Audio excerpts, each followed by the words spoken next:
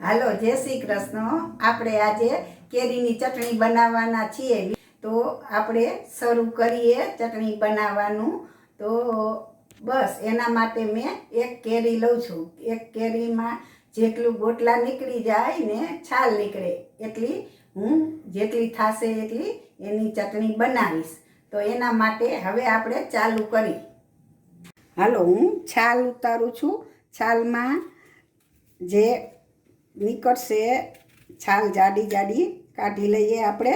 પછી તમે જોવો છો છાલ બહુ જાડી છે, એમાંથી જેટલી નીકળશે ગોટલો નીકળશે એના માટે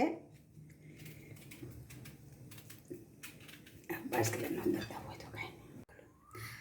હાલો, આપણે આ કેરી એક ગોટલો ને છાલ કાઢતા 195 ગ્રામ થઈ છે।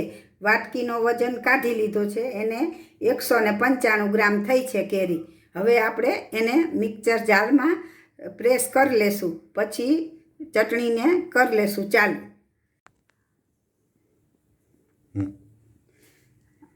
હાલો, હવે આપણે આ કેરી આમાં મિક્સર જારમાં નાખીએ છીએ। પછી સ્વાદ અનુસાર મીઠું નાખીએ છીએ, અડધી ચમચી સ્વાદ અનુસાર। પછી જીરું નાખીએ છીએ, એક ચમચી જીરું। પછી 5 ચમચી હિંગ નાખીએ છીએ। પછી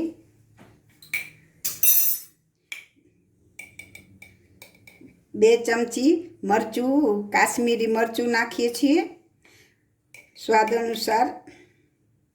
2 ચમચી મરચું કાશ્મીરી।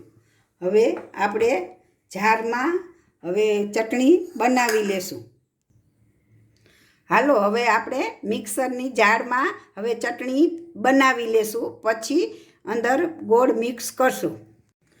હાલો, આપણે પાણીનો ઉપયોગ કર્યા વિના આ ચટણી બનાવી લીધી છે ને હવે ગોળ નાખી અને એકવાર મિક્સર જાર ફેરવી લેશું।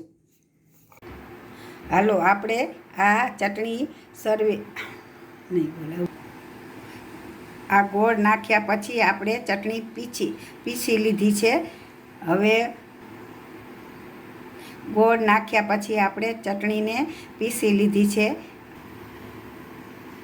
આપણે ચટણી સર્વિંગ બાઉલમાં લઈ લીધી છે ને પછી હવે ખાવા માટે તૈયાર છે। આશા રાખું છું તમને આ ચટણી ગમી હશે ને તમે